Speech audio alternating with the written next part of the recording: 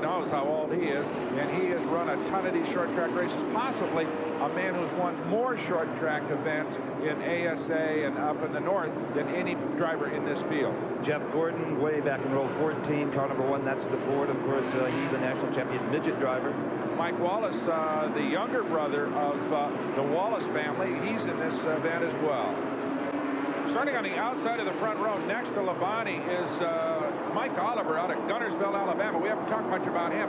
Mike has only run 9 of these events so far this year and has not finished in the top 5. But I'll tell you what, he's a fine young driver.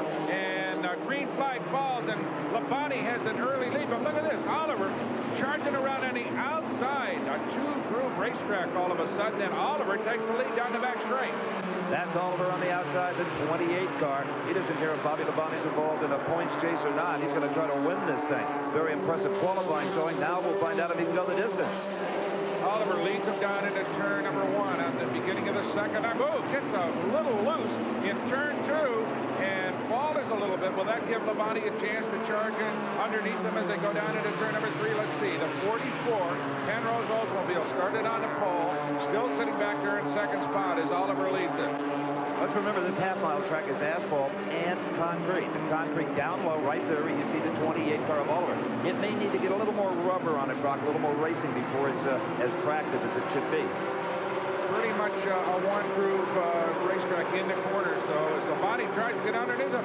And once again, Oliver loose coming off turn number 4, and it's going to give Bobby Labonte a chance perhaps to poke underneath them as they head into turn 1. Side by side, and it's Labonte who will take the lead down the back straightaway. And he may be bringing Ed Veree, car number 49, along with him for second spot. There's Veree down low, the red and white car. Yes, he's under Oliver as well. Well, Mike obviously having troubles with that race car, handling-wise, just keeping it down in that low groove. The car is loose, and he can't seem to stay on the bottom, which is the fast way around this Martinsville half-mile. Let's look back and check on the co-star of this point story, Kenny Wallace, number 36. He has moved up to the 21st position. I don't think there's a dramatic change that you'd like to see, Brock. He needs to get a little more aggressive for a better handling car. Well, he had a big problem qualifying. That's what put him way back there, as Mike Joyce said earlier.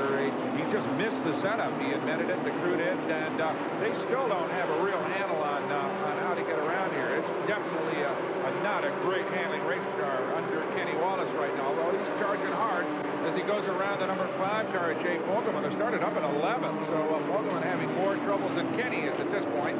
And here's some guys bumper to bumper for the 3rd spot. 87 Joe Nemechek, who started 5th, and just behind him is Mike Oliver, number 28, trying to get that 3rd place back. He led a couple of laps.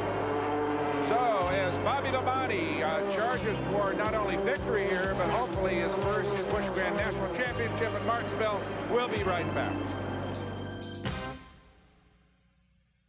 Brought to you by Dodge, a great way to rediscover American value. Dodge announces the new Magnum Series engines. Engines that deliver as much as 44% more power. Drop a 230 horsepower Magnum V8 in a standard Ram 4x2 half-ton and you'll outhaul, outpull, and outpower comparable V8s from Ford and Chevy. Dodge trucks.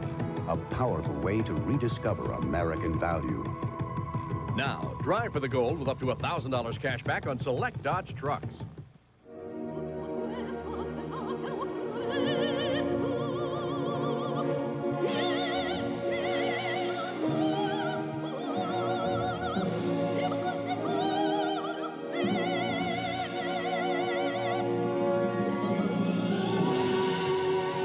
Just a reminder, proper maintenance with AC Delco parts can significantly reduce premature wrinkles. AC Delco, it's like buying time. Which clamp is faster? An old-fashioned screw-type clamp. Or the revolutionary quick-grip bar clamp? Let's watch closely. Here they go! And it's over! Amazing! Oh. Now for the instant replay. Hey, look at that! One finger on the quick-release trigger and the bar slides right into position. And there, he's tightening the clamp by merely squeezing the quick-grip handle. And it's done! You know, unlocking the clamp again was a very nice touch. The quick-grip bar clamp, available wherever quality tools are sold.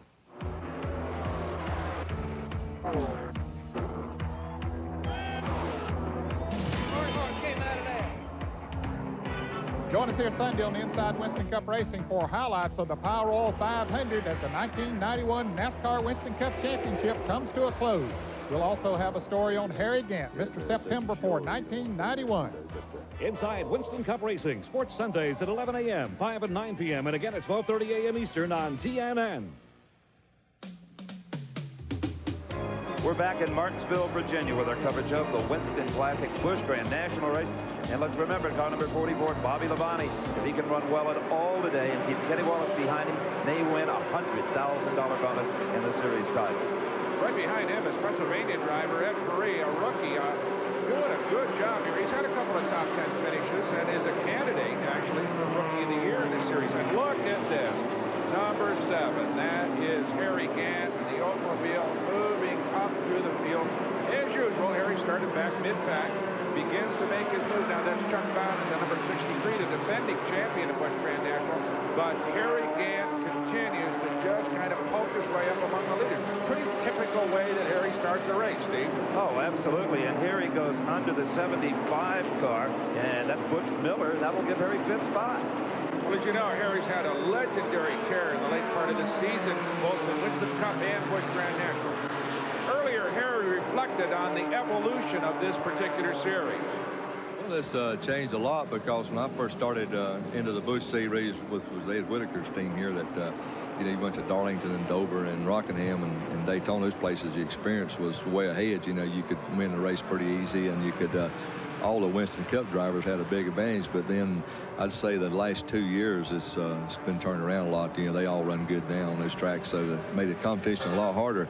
And the Busch driver sits on the pole, and leads the races now. So it's really changed in the last 2 or 3 years. But they still enjoy running it. Any of the Winston Cup drivers will take a ride in this series anytime they have time to do it. Kenny Wallace has fallen back a couple of places. He's 23rd, challenging 88 Donnie Lane Jr. for the 22nd spot.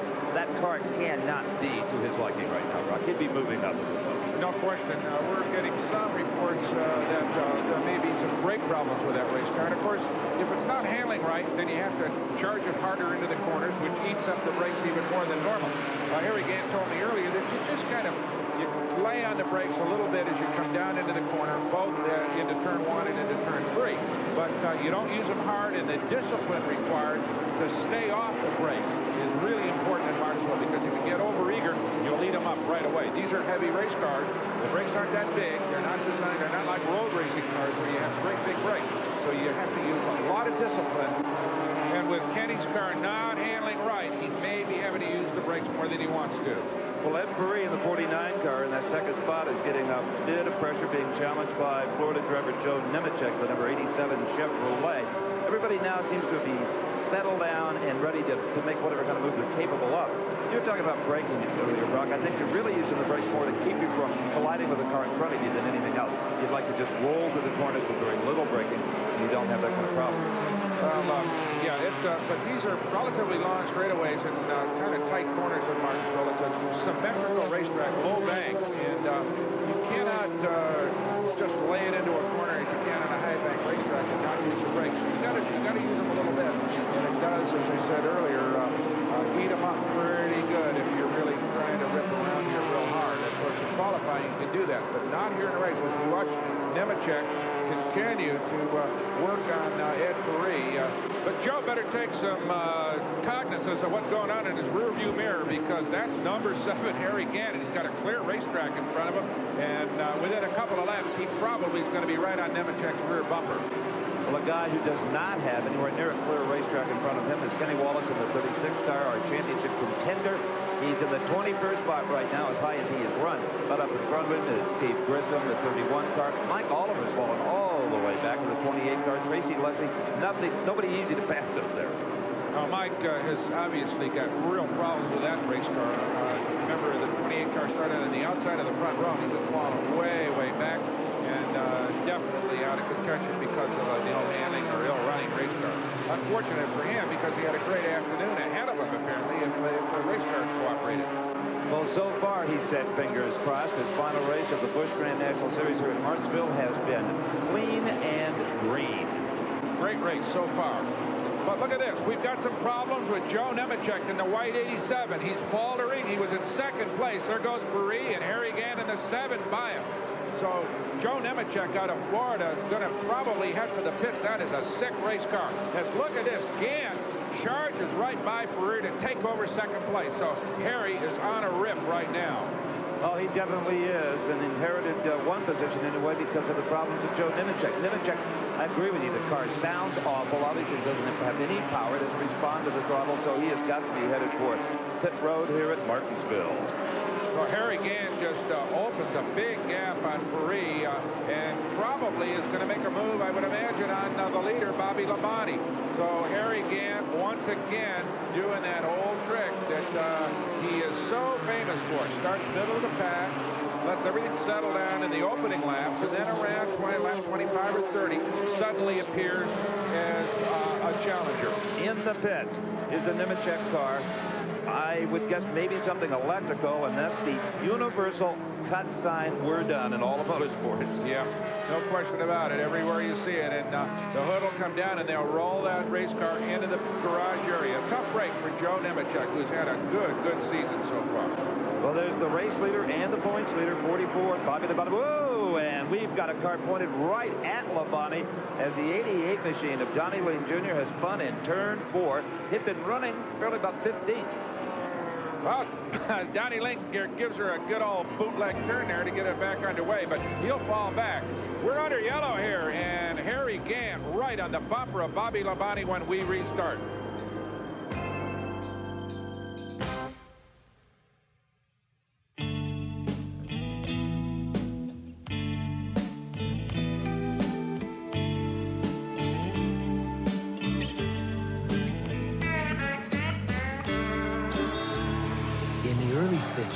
An obscure racer named Garlitz made a decision to go with Mopar parts because he thought it would give him an advantage. Turns out, he was right.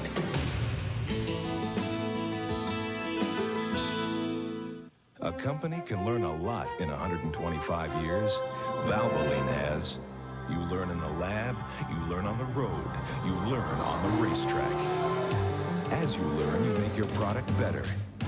And better and better. Today's Valvoline will keep your engine cleaner than ever before. And cleaner means more protection against engine wear. 125 years of quality. That's why people who know use Valvoline. Shower yourself with a new sensation. New refreshing Shield. Feel the blast. The excitement. The high-energy beat. Shield's unique skin-invigorating formula will shake you up, turn you around. It's a whole new feeling of pure refreshment. New refreshing Shield. Coming up on TNN Motorsports Magazine Live at 6:30 p.m. today, we'll have Grand National highlights from Martinsville, and we'll talk with the series champion. Plus, we'll have the ASA champion from Pennsylvania. Also, we'll have open wheel action from Arizona, and IMSA GTP titleist Jeff Brabham joins us in our studio. TNN Motorsports Magazine, second edition, 6:30 p.m. Eastern today on TNN.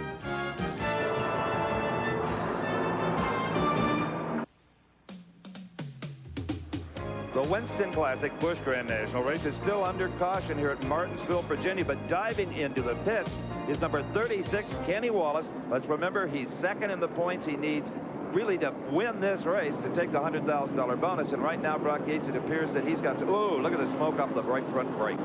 In fact, Steve, where there's smoke, there's fire. You can see licks of flame coming out of that disc brake on the right front side of Kenny's car. Put on a splash of fuel. They're going to jack a little weight out of it, but he has got some real hurting front brakes in that race car. Talk about your chariots of fire. Kenny Wallace is driving one, but at least he's still in the race. Not so Joe Nemechek. Let's go to Mike Joy. Joe Nemechek is behind the wall as the crew works on the distributor of the V6 Buick. Joe, what happened to it? It just started missing. I think we broke a distributor shaft. Distributor's not turning, so we're going to try putting a new one in and getting back out there. You were flying. Yeah, the car was unbelievable. I really thought this was a race we were going to win, and it can all change so quick. Well, you have to adopt that kind of philosophical attitude in this sport, or you'd spend more time at your psychiatrist than you would at the racetrack. Those things just happen. That's right. Well, as the field remains under caution here, let's have a look at the top 5. Labonte, Gant, Paris, Chuck Bown, and Tom Beck. Remember him out of Martinsville, Pennsylvania? The whole town supports him. Dale Jarrett, Bobby Dutta, the ASA guy, come down here running in the south. Jimmy Hensley, Butch Miller, another ASA man, and Tommy Ellis, one of the real veterans in this business, sitting in the 10th spot as the green comes again. And here comes Bobby Labonte leading him down into turn number 1. And just behind Bobby Labonte, a couple of lap cars, 67 Elton Sawyer and 88 Donnie Lee Jr., who had that spin, you recall, followed by Harry Gant. Harry is in second place, and he's trying to get around those lappers right now, and he takes one of them. Taking his time, though, as Labonte breaks free down the front straightaway. But Gant is patient. He's got a long way to go in this race, and he'll get under. There he goes under Elton Sawyer and moves out front. The practice here at Martinsville, as on most short tracks, is for the lap cars to go high and let the quick cars underneath. That's just the opposite on the super speedway. Well, there you see the black and yellow car of Dick Trickle, number 18. He has passed Kenny Wallace, pushing Wallace back into that 21st spot. Cannot be a lot of joy in that pit here at Martinsville. In fact, Brock Yates is down there with this report. Steve, I'm with Steve Bird on Kenny Wallace's car. Steve, you stopped on lap 29. Was that a routine stop just to top it off, or you got some problem? No, we're just playing it safe with gas. I think we do got a push problem right now. We're just going to have to figure it out here a little later. Okay, good luck. Well, things have gone from bad to worse for the 36 car Kenny Wallace, because Mike Oliver, the 28 car, he's around him, 33 Ed Barrier, the 82 car, 27 Warburton. They're going to push him all the way back to the 25th position. So things are looking very good for Bobby Labonte up front, and not worth a darn for Kenny Wallace, now back in 25th. Well, we got a long way to go, Steve, and these races are very, very fluid, as you well know. Bobby Labonte could encounter problems, get into a little crash with somebody, take himself out, and Kenny could in turn find a handle on that race car, which is not working very well right now, but he might move to the front later on. In this points race is far from over at this point. Let's take a look up front. Here is Harry Gant right on the bumper of Bobby Labonte. Harry Gant, who has moved up to the pack with his usual steady pace. Be interesting to see how hard Bobby Labonte tries to hold Harry off. If he finishes where he is right now, even if he falls back a few positions, it's still worth that $100,000 in the Busch Grand National Championship. The worst thing he could do is to try too hard to win. Well, I'll tell you what, I'm very impressed with Bobby Labonte. He's got a real head on his shoulders. You notice he's given a little wave to, he waved Harry Gant by. A heady young race driver. He knows he's got to finish this race to win this championship. He's not going to race Harry. And you can see there that he just said, go on by Harry and take the lead. I'm going to just sit back here and ride around here and take home that $100,000 if I can. Absolutely. I think Bobby is thinking just like you were just a few moments ago. This is a very long race. Kenny Wallace is having problems. He's back there. I'm sure the crew informing him constantly of the Kenny Wallace situation. And right now, Bobby Labonte is driving a very calculated race. Meanwhile, defending champion Chuck Bown in 63 has moved into third. Earlier, we talked to him about race strategy. Try to get to the front and stay there, but Martinsville is always a real questionable race, whether we can make the 200 laps on fuel or not. It's a 100-mile race, but Martinsville, the mileage isn't quite as good as most racetracks. So our strategy is if the cautions are coming quite regular, that'll increase the fuel mileage, and we're not going to stop. But if it looks like the cautions are going to be few and far between, then if the first caution comes way into the race, we'll probably stop and top it off and see if we can get back to the front that way. Well, Chuck Bown is having a fine drive right now. The 63 car is rapidly reeling in number 44, Bobby Labonte. Labonte still riding in second with Harry Gant on the point. So the champion and the possible future champion riding in second and third spot here as the old veteran Harry Gant continues to open it up here at Martinsville. We'll be back with more of the Busch Grand National Winston Classic from Martinsville, Virginia, right after this.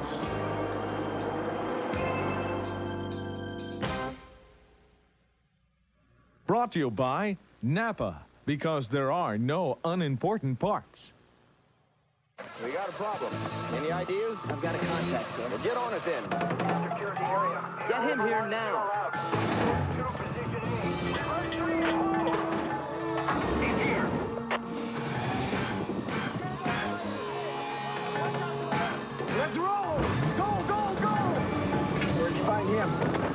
the organization for a while. Nice job, son. With years of training, Napa Auto Care technicians provide a secret service everyone should know about. These are remarkable cars, and I've left all this space to show you why. First, Dodge Spirit and Plymouth Acclaim are the lowest priced 6-passenger cars in the world, even with an airbag and all the goodies you see here. But okay, you want to spruce it up, so you start adding options: air, automatic, 4-speaker stereo. When you're through, you'll find that Spirit and Acclaim, with all this, are still the lowest priced 6-passenger cars on the planet. Now, drive for the gold with up to $1,000 cash back on select cars. This is TNN, the Nashville Network. A coal miner's daughter. She became the first female to win CMA Entertainer of the Year, 1971. And she continues to be one of the most popular country music entertainers today. She's Loretta Lynn, special guest on Nashville Now, Monday night on TNN. Well, I'm a honky-tonk man. Get ready for a honky-tonkin' good time. They're all here, today's hottest country stars in this all-new honky-tonkin' collection. Listen. I'm a member of the country club. Travis Tritt. From Randy Travis to George Jones, Ricky Van Shelton to Alabama. If you're gonna play in Texas, you gotta have a fiddle in the band. Chasing that neon rainbow. Alan Jackson. Living that honky-tonk dream. Patty Loveless. Honky Tonkin', 40 great hits. Available on 3 cassettes, $19.99. 2 CDs, $24.99. To order, call 1-800-842-4444 or send $19.99 for cassettes or $24.99 for CDs, plus $4 shipping to Honky Tonkin', P.O. Box 10030, Stamford, Connecticut. On a beautiful day in Martinsville, Virginia, our coverage of the Winston Classic Busch Grand National race continues. I'm Steve Evans along with Brock Yates and Mike Joy, and that's Harry Gant. 3 great drivers running up front. Harry Gant, Bobby Labonte, the number 44 car, contesting for the championship. And Chuck Bown, the man who holds the championship right now, the defending champ, so to speak, in the 3rd spot. Oh, those 3 guys have kind of moved away. As you can see, though, Harry is just driving as always beautiful, consistent laps here, just chugging around here, and has opened out a good interval on the 2nd place car, Labonte. And behind Bown and starting to charge is 32 Dale Jarrett. Behind him, number 8 David Green for that 4th position. Green is one of the drivers contesting for the Rookie of the Year award. Dale Jarrett, as we talked about earlier, great racing heritage and has run very well in these series. Won his first Winston Cup race this year, and everybody looks to him to be a future superstar in Winston Cup competition. But he'll still run these series. He's a great competitor. You bet he will. And here is that battle for the 2nd spot between Bobby Labonte and Chuck Bown. And notice that the leaders have lapped number 36, Kenny Wallace. Kenny falling way back in obvious trouble. That is a 44 car. Behind him, the 63 automobile. Well, Debbie Bown, Chuck's wife, has been a great help to us as a spotter on our Diamond P Productions on these events. And, of course, Chuck's father-in-law is the great Herschel McGriff from up in Oregon. And Chuck represents a terrific racing heritage from Oregon. And look at this. Folks up there are got to be cheering right now as Chuck Bown moves into 2nd place. But you know what? I think Bobby let him by. Again, not trying to hurt that race car. But there is a hurt race car. Kenny Wallace in the 36 heads for the pit area. And it's hard to say whether it's brakes or some other problems that have come up in that automobile. But with all the fire and all the smoke we saw for the brakes, you have to wonder if that car wasn't unsafe to drive at this point in time.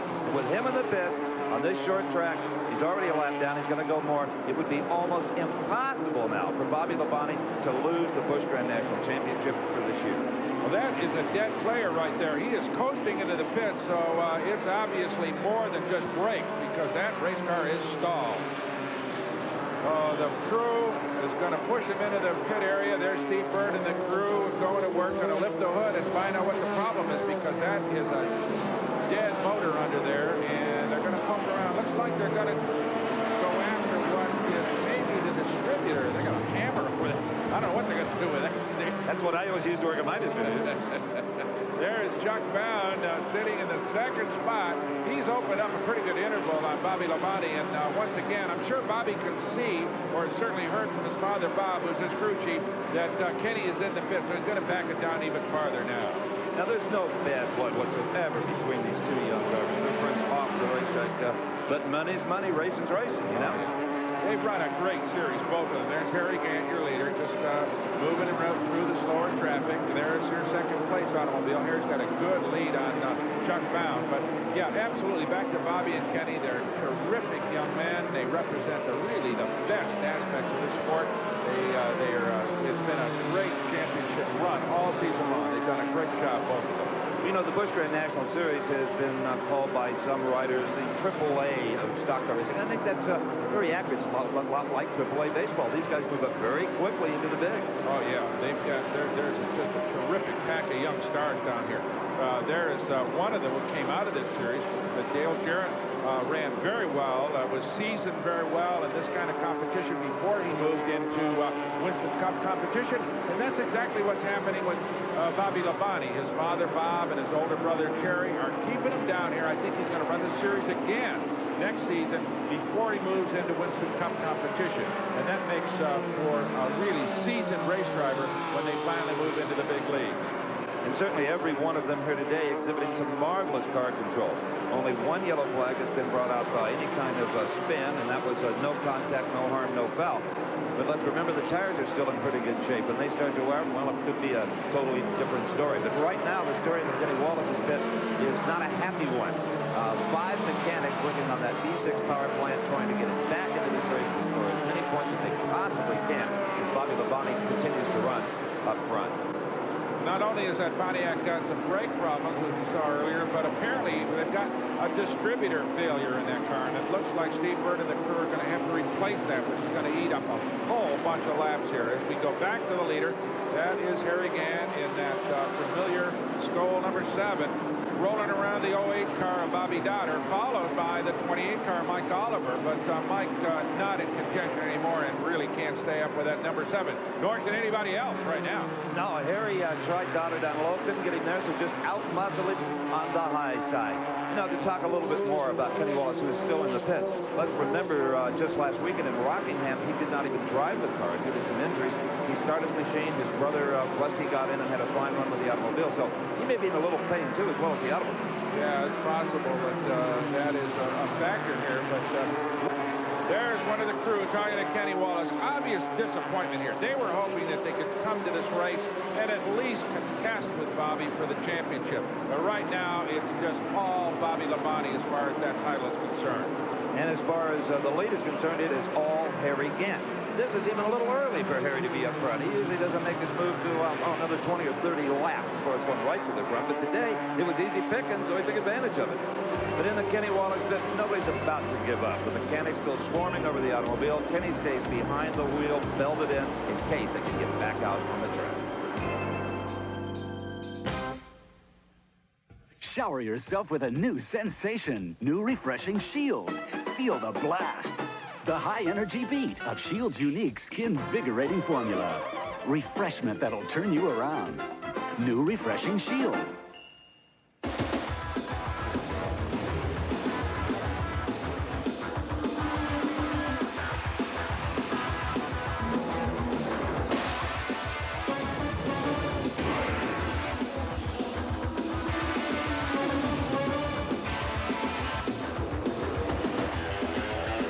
Obviously, people who insist on genuine Mopar parts really put their foot down.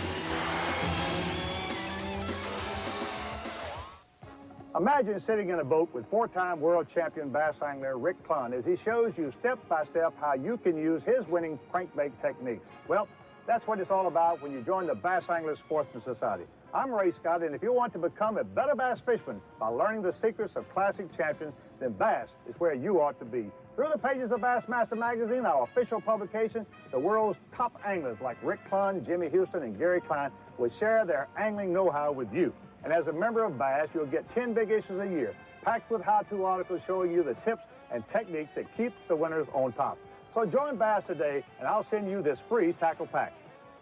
Call 1-800-842-4444 now to join Bass and get your free tackle pack with Berkeley's Power Worms, Cordell's Neon Spot, Berkeley's Trimax line, plus your free copy of Winning Secrets of the Classic Champs. With your $15 paid membership, you'll also receive 10 big issues of Bassmaster magazine and full membership credentials. Call 1-800-842-4444. Saturday on TNN Motorsports, modify your racing with the Winston Modified 150. Then 90 champion Chuck Bown continues to dominate the 91 season. Pontiac Pacesetters 200, Saturday, 3:30 p.m. Eastern on TNN Motorsports. Back for more Busch Grand National action in the Winston Classic here in Martinsville, Virginia, as we watch number 32, Dale Jarrett, move up on the bumper of number 44, Bobby Labonte, to challenge for the third spot here as we approach 80 laps. Harry Gant continues to lead it. Bound, Labonte, Jarrett, and Green in the top 5. Steve Grissom, the fine young driver from Alabama, in 6th. Jimmy Hansley, former winner here and a local favorite, in 7th. Dave Rezendes, Jeff Burton, Tracy Leslie in the top 10. Well, Dale Jarrett in that blue and white 32 car, the Nessus machine, is ready to make a serious challenge now to Bobby Labonte, trying to take the third spot away from Labonte. He moves right, appears to have the power and the handling, maybe to make it happen, if he could just find a little daylight to drive to. So, Labonte driving easily. Remember now, he knows that his arch rival, Kenny Wallace, is still in the pits, but he's still got to finish this race. Theoretically, if he falls out now, Kenny Wallace gets back into the race and completes more laps than Bobby. The championship could still fall to Wallace, so it's undecided as yet. And the pressure remains on Bobby Labonte, and the one thing he doesn't want to do right now, Steve, is bend that race car in any way. So he's going to be very, very careful. And I would imagine, yes, he's just going to let Dale Jarrett by for the third spot. He has to slam the door on Kenny Wallace permanently and forever to take the bonus money. Now, when that happens, if it does here in the next few laps, maybe interesting to see what kind of driving style he adopts then. You may see a different Bobby Labonte. Absolutely possible. He and Kenny have both won 2 Busch races apiece. And it would be kind of frosting on the cake if he could win that third one, which would even break him a little bit farther away from Kenny Wallace as far as the championship is concerned. Well, Bobby has been in the top 10 20 times compared to Kenny Wallace's 17, and there is your points difference, essentially. All right, that's the number 8 car, David Green, a rookie who's now all over Bobby Labonte for that 4th position. So David Green, charging hard, doesn't have a chance for the championship, but he is a candidate and a good one for Rookie of the Year honors. And David Green is going to try to show as much as he can in these later stages. Look at this. Kenny Wallace, the 36 car, is back out on the racetrack. Apparently they got enough problems resolved to put him out there and kind of run around as Mike Joyce as a pointer sister, just trying to get some points. But remember now, it's laps completed. So theoretically, if Bobby was to encounter trouble about now, and of course he's there, he's just letting David Green by for the 4th spot, not fighting for that position at all. As I said, if he falls out in around halfway and Kenny continues on to finish and finishes a few positions ahead of him in terms of laps completed, the title could still fall to Kenny Wallace. So Bobby is definitely aware of that problem. And in the black number 8 is David Green, who right now is wishing that Bobby Labonte had been that easy to pass all season long. That was a piece of cake, but there's a good reason for that, David. It's called $100,000. There's your leader, Harry Gant, in the number 7 Buick. You know, Steve, he's 51 years old, but everybody agrees that he has one of the finest conditioned bodies of anybody. The man is an Iron Man. He has just got enormous physical strength and endurance, and nobody is concerned about Harry Gant getting tired in one of these races, I'll guarantee you. Oh, no, it's a 51-year-old head on about a 19-year-old body. You'll remember, I'm sure, that brutally hot day this summer. We covered BGN racing live from Dover, Delaware. And Todd Bodine won it and had to take oxygen before I could do a winner's interview. And Harry is standing along his car, wanting to know if anybody wants to go another 50 laps just for the fun of it. Unbelievable. In fact, I think he went out and ran some Winston Cup practice after that event was over. Oh, yeah, he was the first on the racetrack. There is number 63, Chuck Bown, in traffic. He is your second-place automobile, and he is well back at this point from the leader, Harry Gant. Harry is just one of the neatest guys you'll ever meet in this sport. I tell you, Busch Grand National and Winston Cup racing are populated with really fine guys. Just a great bunch of people, easy to work with, great sportsmen, good, fun people. But Harry is a special one. He is just as warm and personable as you could ever want a race driver to be. Well, traveling that third spot is the number 32 car, Dale Jarrett, and he puts a lap on the 08 car, the colorful machine of Bobby Donner. Colorful, give me my sunglasses. Look at that 8 car. Yeah, you never miss him if you were one of his pit crew. You know when Bobby's coming. We've seen him run a lot in the ASA series up north. Came south, having a little bit of problem getting used to this really intense competition that these guys put up. I'll tell you what, this is a fine bunch of race drivers who are running in the Busch Grand National Series. Attested to by the fact, Steve, that we've only had one caution on a very tight, very challenging racetrack. With 32 race cars. Well, there is number 8, David Green. We've talked about him before. He's back and forth. Now, when the race is over, he won't necessarily know if he's the rookie of the year. Maybe somebody else is. That's done with points and a vote and a kind of a complicated formula. It'll probably be at banquet time before he knows. There goes Harry Gant around 36, Kenny Wallace. There you can see the differential in performance. Kenny far from up to speed. Of course, nobody is as far as this car is concerned. Harry just running away for this race at this particular point. But Kenny Wallace still is running a relatively tepid race car there. That is not, 36 is not up to par, believe me. Well, this could get real interesting, though, with the few cautions that we've had here, is when are they going to get some fuel? Because I don't think, with the number of yellow lights we've had so far, that anybody out there could go all the way to you. No, they were hoping for at least 2 or 3 pretty extended cautions to increase fuel mileage and also save the tires. Remember, we got a little bit of a tire factor. Nobody really concerned about it on a relatively cool, or at least on a steaming hot day here in Martinsville. So tire wear not the big problem, but I think people are starting to wonder if they're going to go to distance on fuel.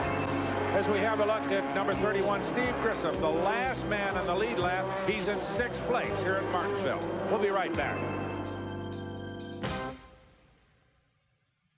Want to lower your blood pressure? Have a banana. To prevent a stroke, eat lots of potatoes. You can even lower your cholesterol by snacking on popcorn. Want to know the secrets to really feeling good?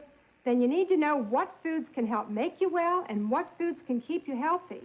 That's why the editors of Prevention Magazine Health Books asked leading nutritionists for the foods and recipes that can actually prevent and even cure today's most worrisome illnesses and common health problems. Now it's all in one important book, The Healing Foods. I'm Joanne D'Agostino, nutritional consultant to Prevention Magazine Health Books.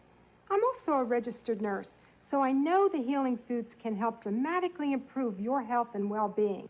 Over 450 pages documented by 180 doctors and nutritionists. Healing foods that can help prevent over 65 illnesses and conditions from colds to cholesterol, even heart disease and diabetes. You'll learn which tasty soups, delicious pastas, and hearty breads can actually help you lose weight, what fish dishes can help prevent arthritis, even a kind of cheesecake that will help fight osteoporosis, all in the Healing Foods. Call now for the Healing Foods. Try it absolutely free for 21 days, 3 full weeks to learn how you can improve your health with food you like to eat. Then if you choose to keep it, we'll bill you in 3 easy installments of only $8.99. And as a free gift, you'll get the special report from Prevention, Young Skin for Life. Over 50 pages of beauty secrets and makeover advice on how to prevent and reverse the signs of aging without cosmetic surgery or artificial makeup. Remember, you can try the Healing Foods free for 21 days, and the free guide to young-looking skin is yours to keep. Call for the Healing Foods now. And by the way, an apple a day does keep the doctor away. Call 1-800-572-1200. 1-800-572-1200. Our last concert together is going to be December the 4th, and we'd like to invite you and a friend to be there with us. It's going to be a live pay-per-view concert, and we hope that you'll watch. Dodge Truck and TNN will send 6 winners along with their guests to Nashville to see the Judds' final concert. Air transportation courtesy of American Airlines. One lucky winner will also win a beautiful Dodge Dakota. And here's how you enter. Call 1-900-288-4TNN or send a postcard to this address. Each call costs 95 cents per minute. Well, bad news for race fans in Owensburg, Kentucky. One of their own, number 8, David Green, is coming into the pits, and the smoke emanating out of the exhaust indicates some serious engine problems. David qualified 13th, was having a wonderful afternoon, running as high as 4th just before all of this trouble. Yep, the hood is up, the bonnet, as they call it in England. No matter what you call it, underneath it, there's big trouble. Okay, up front, Harry Gant goes around number 11, Mike Wallace. That's the brother of Rusty and Kenny. But the big question now is how about fuel? We haven't had very many cautions. Let's go to Mike Joy for a report. Yes, Whitaker crew stands at the ready for Harry Gant. So far, they've had little to do since they dropped the green flag. And all they hope to do, if need be, bring Gant in for just a bit of a splash from this one can of gas. So it's going to get interesting, Mike, as we go back to the 4th place car, Bobby Labonte, now being challenged by number 31, Steve Grissom. And once again, Labonte is not going to fight too hard for that spot. Going to sit there. Probably, yes, you can see him. He waves Steve by. And Steve will take the low line to get past Bobby Labonte and move into 4th place. Well, what they're all fighting to do right now is just stay on the lead lap. Because here comes number 7, Harry Gant, about ready to lap the 4th and 5th place cars.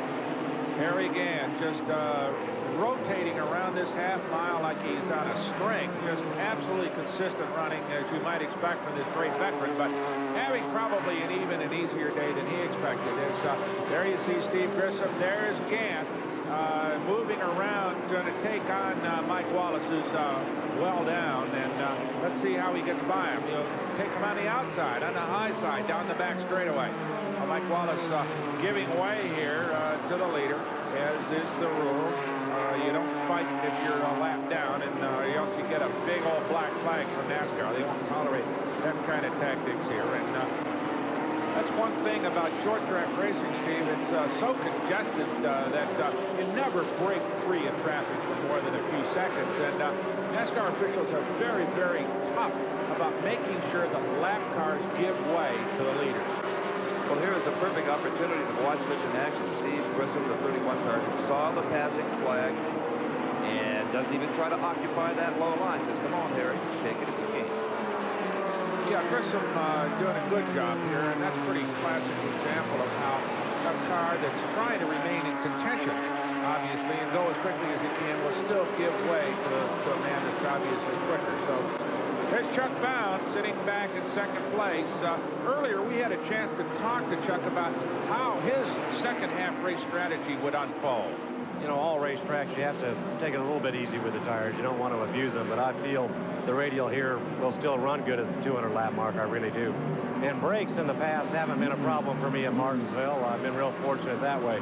So I guess the biggest thing would be that we hit the chassis right and that the car is doing exactly what we need it to be doing in the later stages of the race. I think that's going to be the key. I'm not really worried about brakes or tires. Well, so far, Brock, he's running exactly according to his own plan he just outlined for us. Yeah, absolutely. This is number 27, Ward Burton. He is in the 6th spot. Ward considered to be one of the youngsters and on away. Oh, big spin in turn number 4. That is the number 9 car, Troy Beebe. He got loose and got number 33, Ed Barrier. So yellow is out, and that's going to give everybody decision-making time, whether or not you jump into the pits for that splash of fuel. I would think we'll see a considerable number of cars come in. They just don't know if they're going to get another opportunity like this one. We're deep enough in the race where with just a splash, they can go all the way. We heard Chuck Bown say the radials will go the distance, and so far that appears to be the case. Let's have another look. All right, there is Burton, and right behind him, there you see Troy Beebe in the yellow 9. Just get loose. He just lost it. Racetrack's got some rubber and oil down on it. There is Ed Barrier banging into Beebe, and we're going to get a yellow because there's debris on the racetrack, and that is going to slow things up for a minute. That's right, plus it'll take a couple of wreckers to make it all happen. Here is Bobby Labonte into the pits. They're not going to touch the tires, apparently. It's backing up, but that's about it. We see some fuel going in and a little suspension adjustment, put a little wedge into it, it looked like, Rod. Yep. But there you can see the leg of one of the mechanics under the rear of the car. They're working on the right rear spring, Steve. There are some spacer adjustments that they can make on that, and I would imagine that's what they're doing to change that suspension around a little bit. Right, but no change of tires. Harry Gant is in, and Mike Joy is there. Harry Gant had lapped all but the next 2 cars under green. At lap 123, he comes in for his only planned stop. It's just a splash and go, and Gant's back underway. Observing the pit speed limit is Harry Gant. He'll have to merge into traffic, and going by before he can get out will be, yes, right there, the red 63 car. Chuck Bown is now the leader with Harry Gant in the second place. We'll be back with more from Martinsville right after this. Stay with us. Could be a good fight between two veterans.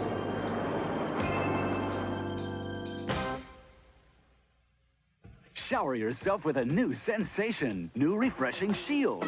Feel the blast.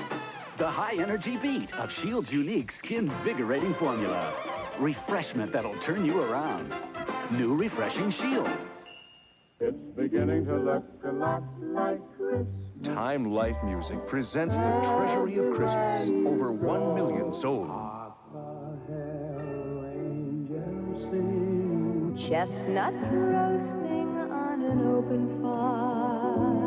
Now, for the first time, Time Life Music brings you all these great stars together in one Christmas collection. 50 timeless classics on 3 records, 2 long-play cassettes, and now on 2 compact discs. To order, call the number on your screen. Only Time Life Music brings you Bing Crosby's White Christmas, the most popular recording of all time. The Treasury of Christmas, the perfect way to celebrate the joy of this holiday season.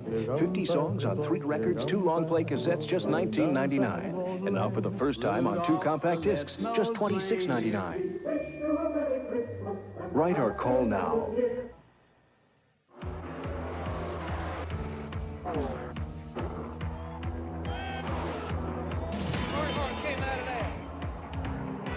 Join us here Sunday on the Inside Winston Cup Racing for highlights of the Powerall 500 as the 1991 NASCAR Winston Cup Championship comes to a close.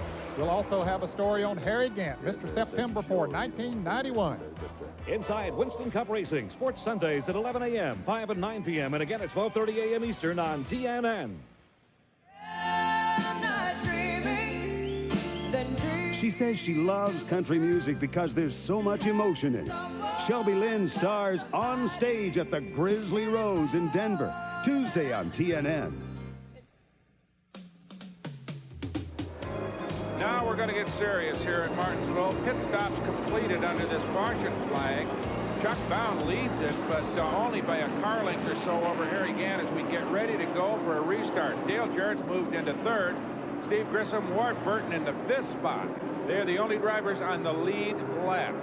Jimmy Hensley, Jeff Burton, Bobby Labonte with that slower stop falls back to 8th. Jeff Gordon, the rookie. Todd Bodine, another rookie, in 9th and 10th.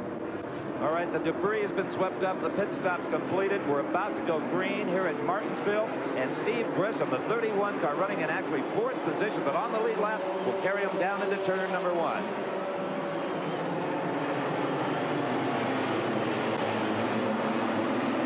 There you see Chuck Bown in the 63 right behind him. Harry Gant trying to poke their way through the traffic. Down into turn number 3. And, oh, look at that. That's the 11th car of Mike Wallace. Got in the way of Harry Gant, and Harry almost shoved him out of the way. Mike Wallace was a little bit low. He should have been a little high to let the lead car through, and he didn't. And almost paid for it with a ride into the infield. You know, that all happened so quickly. Harry catching up to him. I'm not sure he ever saw it. He may not have had a chance as quick as that restart happened to really get situated on the racetrack. I don't think that was intentional at all. No, I don't think so either. Things get real busy on a tight little racetrack like this, and a whole bunch of relatively large race cars all muscling into the same piece of territory. So things get, I'm surprised really that we don't have more incidents like that. All right, here is Chuck Bown trying to put Ward Burton, the 27th car, a lap down again. Let's remember Burton got his lap back during that caution. Burton, as Brock said earlier, a real up-and-coming driver, has 2 pole positions this year on the Busch Series. Hasn't won a race, but boy, he's got the performance to do it if it ever goes all right the same day for him. Well, there is Harry Gant, who's sitting back about 2 car lengths away from the leader, Chuck Bown. But you kind of have the feeling that if Harry's car is running anywhere near like it was in the first half of this race, the inevitable is about to happen because he's going to reel Chuck in. But who's to know? It could be that Bown made a little chancy adjustment, got that race car hooked up during his pit stop, and he might be a little harder to pass than we realize. Chuck Bown certainly won a lot of races on the Busch Grand National Tour, is a defending champion, and is an excellent driver in his own right. And according to Chuck's own description before the race ever started, this one is running exactly the way he wanted it to. Maybe with a possible exception of the green and white 7 car, but for his own team, it's running just right. There you see Burton move out is, per the rules, to let the quick cars by. And there goes Harry Gant following Chuck Bown and moving into about a half a car length. But with two pretty equally matched automobiles like these two cars are, Steve, it's not that easy a proposition to pass at Martinsville. It's pretty much turned into a one-lane racetrack. Certainly for the fast guys, you're not going to drive around the outside of a Chuck Bown. So Harry's going to have to set him up very carefully to get by him. Nor is Chuck Bown one of the younger drivers still trying to make that first impression who might feel the pressure of a Harry Gant just filling up his mirror like this. Bown is very collected, very experienced race car. Oh, yeah. So he's not going to give an inch at this particular point. No moving out to let Harry through in this particular case. Harry tries him a little bit on the high side down in turn 1. That won't work, though. And now he comes off low and has a shot to get by under hard braking into turn number 3. So there he used the brake pretty hard to get underneath Chuck Bown. That was a beautiful, beautiful pass by Harry Gant. It almost looked like he hit the nitrous oxide button there, but that was all one guy braking and one not. Yeah. Oh, Harry Gant is really, really showing the kind of muscle here that this race car is. This number 7 Buick is just an awesome piece of equipment and handling so much better, really, than everybody else. Well, there is the 27 car for Ward Burton. He is now 5th, a lap down. Dale Jarrett running 3rd. Jarrett in the 32 car. He is on the lead lap. So the order of things right now is Harry Gant, Chuck Bown, and Dale Jarrett. Interestingly enough, Steve, they all started kind of well back. Harry started 9th, Bown 12th, and Dale Jarrett 14th. So in a race of this length, the grid position, as it were, really doesn't mean a whole lot. The cream will rise to the top regardless, and as we see here now today. We see Steve Gresham in the 31 car give a little thank you wave right there to Kenny Wallace. Kenny in the 36 car is personally clear back around 24th. His hopes of the championship getting slimmer and slimmer, if not infinitesimal. That's right. Just trying to hang on to the ill-handling, cranky race car that spent almost 40 laps in the 5th. So it's been a tough afternoon for the young driver, Kenny Wallace. Steve Grissom is another young star in the rise. Came out of the All-Pro circuit down south and doing a fine, fine job. Big, strong, husky kid. Looks more like a pro football player than he does a race driver. Look at this. Dale Jarrett in the 32 car right under the bumper of Ward Burton. Dale is in the 3rd spot. Ward Burton is 5th, but a lap down. As they move underneath the 49 car, Vet Perret, remember he started 4th, ran with the leaders early, but now has a sick race car and gave way to these guys. Well, right now, Ward Burton's not giving a whole lot of slack to Dale Jarrett, even though he's a lap down and 2 places back. He's got the flag, that blue and white flag for the NASCAR officials telling him to, hey, come on, Ward, give the man in the 32 car a little break there. He's trying to move up on the leaders, and he's got you by a lap already.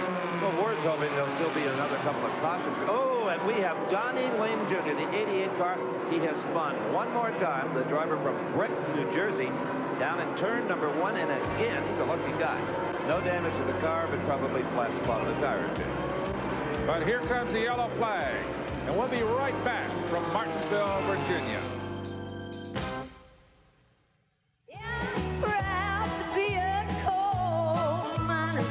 Country legend Loretta Lynn relives fond memories and performs the music that made her famous. No, don't come home, but drinking with lovin' on your mind. Join Tanya Tucker, Patty Loveless, Randy Travis, and Conway Twitty. We get together every time we can. For Loretta Lynn, The Seasons of My Life. Wednesday at 8 and 11 Eastern on TNA. Listen carefully. This man is using an amazing electronic breakthrough that lets him hear a pin drop across the room. It's the Whisper 2000. Gives you the astonishing experience of super hearing. No more embarrassing complaints when you watch TV. Can you turn that down? With Whisper 2000, you don't have to turn up the volume. It's hard to hear in the back seat of the car. Now, sit back and talk comfortably. Can you hear me back there? loud and clear. Awesome. Totally awesome. What is it? Use Whisper 2000 in theaters. You'll hear every word clearly, comfortably. Similar devices sell for $60, but it's yours now for just $19.95. Here's how to order. To order, have your credit card ready and call toll-free 1-800-257-0800 or send check or money order for $19.95 plus $4 shipping and handling to Whisper 2000, P.O. Box 10030, Stamford, Connecticut. We are ready for a restart here at the Winston Classic, Busch Grand National race, the final race of the season here at Martinsville Speedway in Virginia. I'm Steve Evans along with Rock Yates, Mike Joy in the pit, and there is Harry Gant in the 7 car. Just behind him, Chuck Bown, Dale Jarrett, and Steve Grissom. The only 4 cars on the lead lap are lined up inside, and there the green waves. Harry leads him down into turn number 1. Bound right behind him. There's the 32 car, Dale Jarrett, and the yellow 31 of Steve Grissom. As you said, Steve, all in the inside line, the quick line around Martinsville. So it's going to be a little heavy traffic here for a while until everybody sorts themselves out. And look at Harry. Wow, what kind of muscle that Buick has got. He just broke free of the pack. He's already got about a 10-car length lead on Chuck Bound in the 2nd spot. And look at this. Dale Jarrett starting to put some pressure on Chuck Bound for the 2nd position. There's a 63 car Bound right behind him, Dale.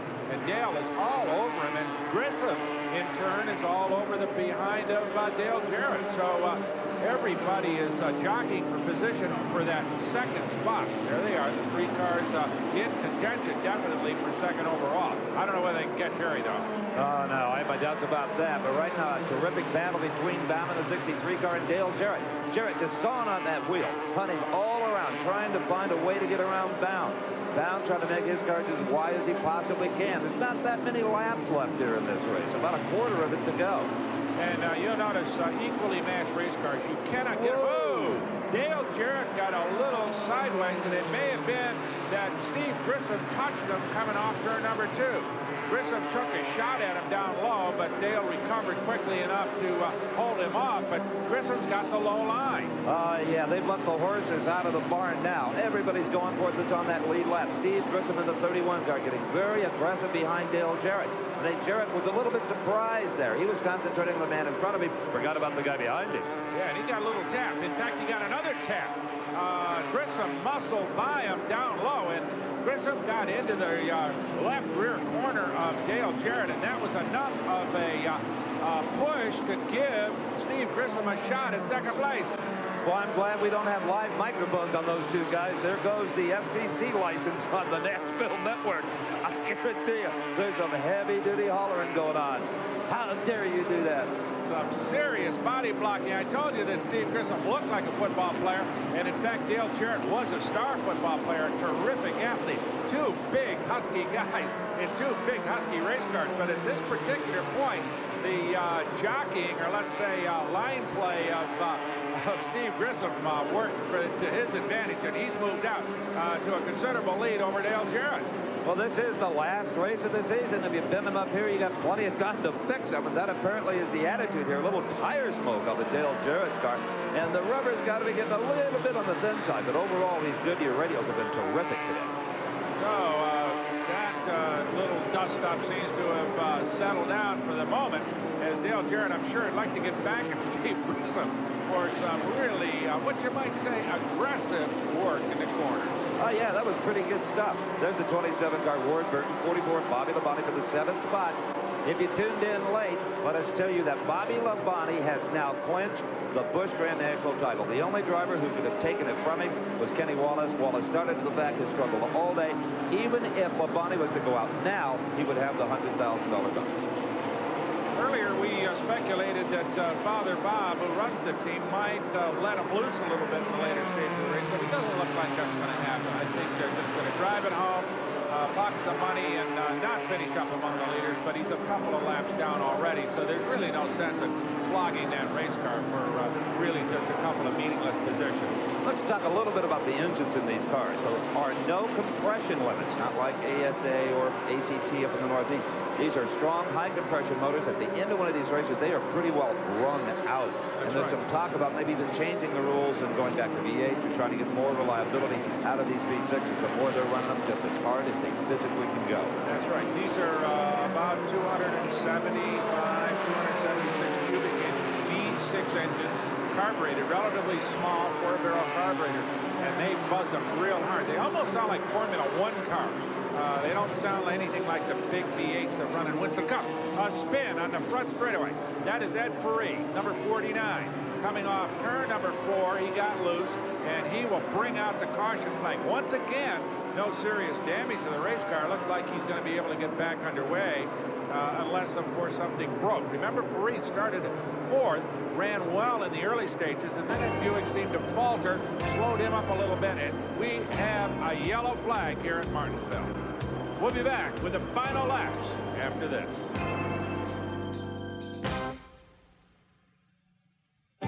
If tomorrow never comes, Turn up the music and turn down the lights. will she know how much I love her? It's time for something special. In the still Heartland Music presents Country Nights.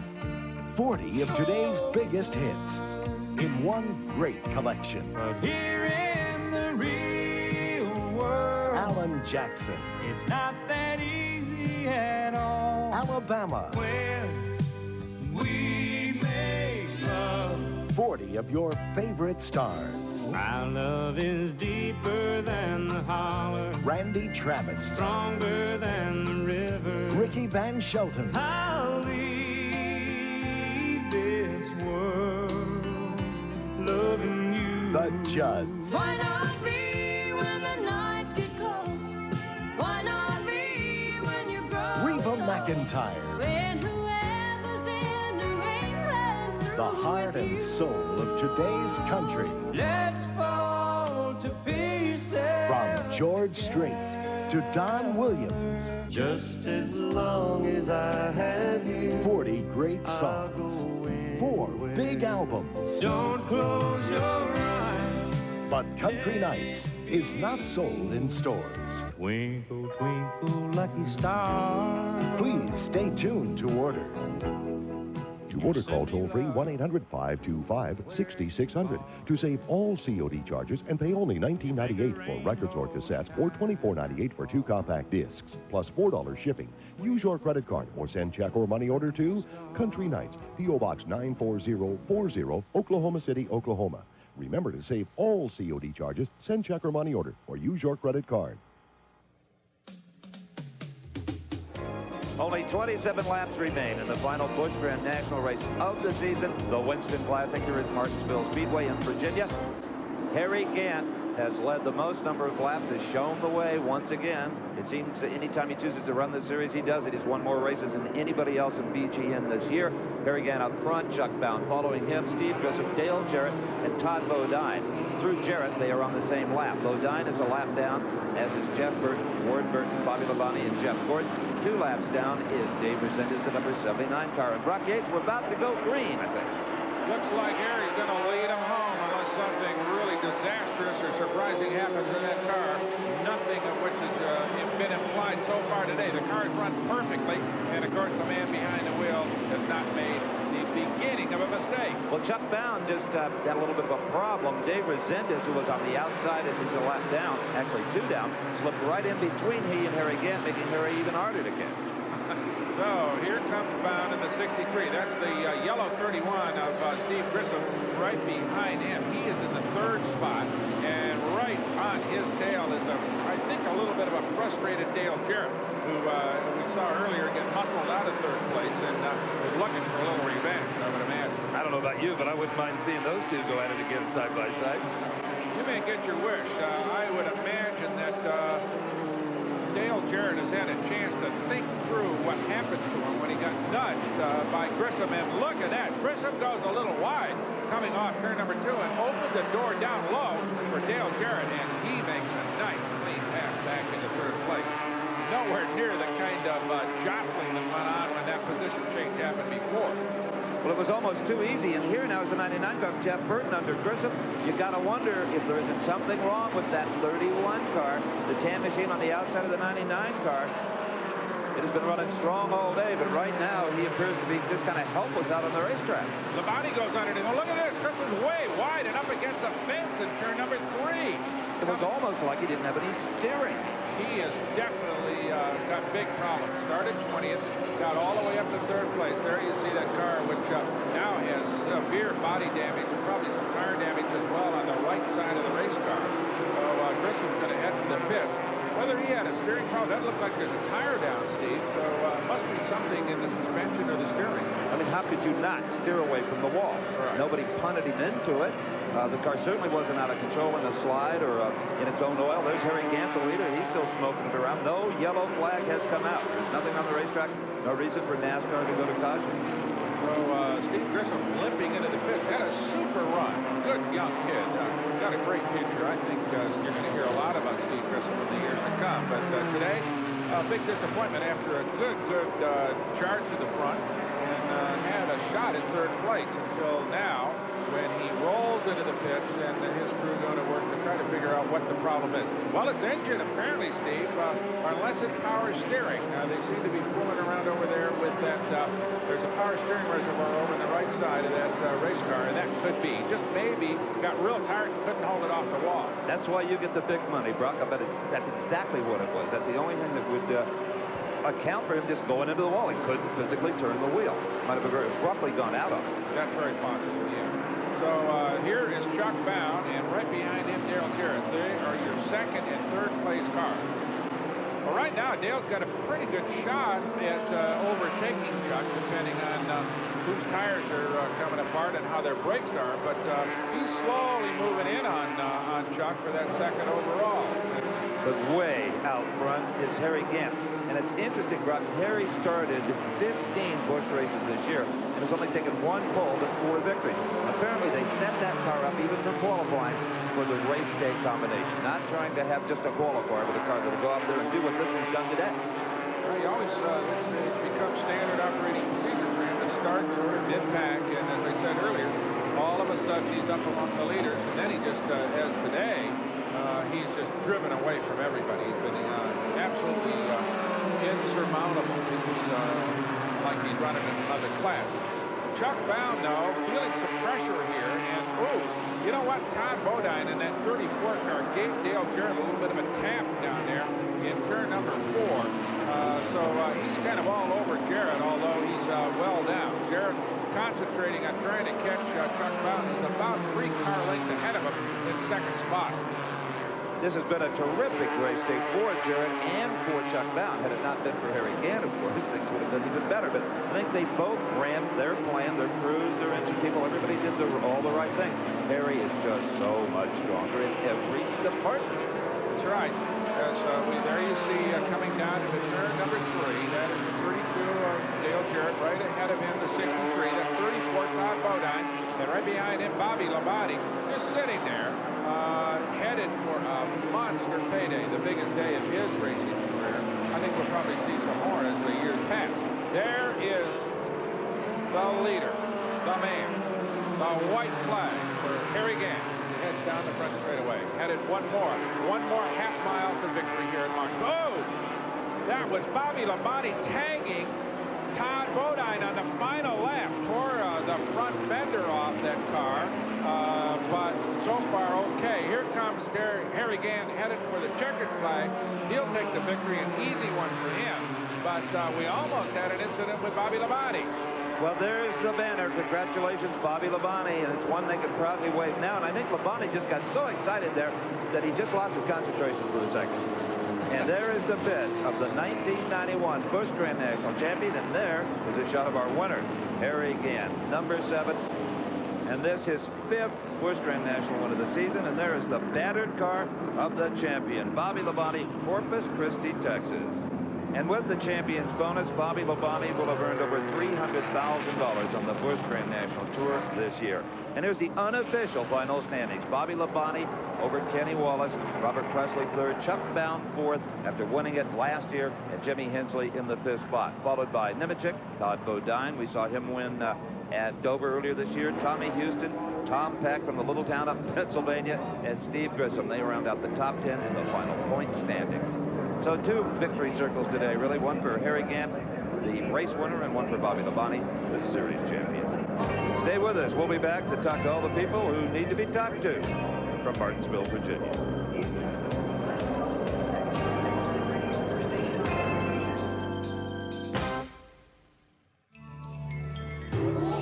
Dodge announces the new Magnum Series engines. Engines that deliver as much as 44% more power. Here's a simple promise.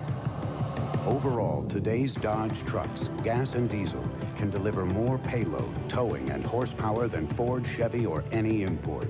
Dodge trucks, a powerful way to rediscover American value. Now, drive for the gold with up to $1,000 cash back on select Dodge trucks.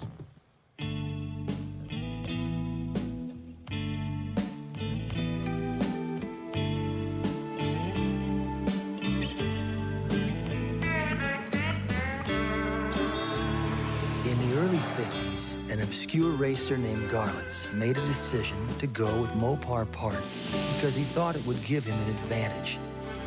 Turns out, he was right.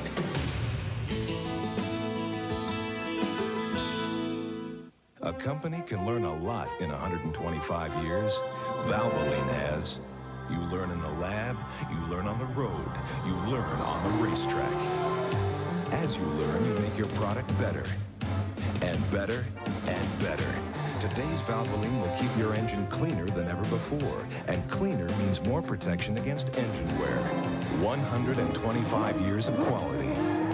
That's why people who know use Valvoline. Shower yourself with a new sensation, new refreshing Shield. Feel the blast. The high-energy beat of Shield's unique skin-vigorating formula. Refreshment that'll turn you around. New refreshing Shield. NASCAR, NHRA, kart, the world of outlaws. Former NASCAR great Neil Bonnet introduces you to the pros who get it done in the exciting, colorful, and dangerous world of auto racing. The Winners, Sports Sundays on TNN. Coming up on TNN Motorsports Magazine Live at 6:30 p.m. today, we'll have Grand National highlights from Martinsville, and we'll talk with the series champion. Plus, we'll have the ASA champion from Pennsylvania. Also, we'll have open wheel action from Arizona, and IMSA GTP titleist Jeff Brabham joins us in our studio. TNN Motorsports Magazine, second edition, 6:30 p.m. Eastern, today on TNN.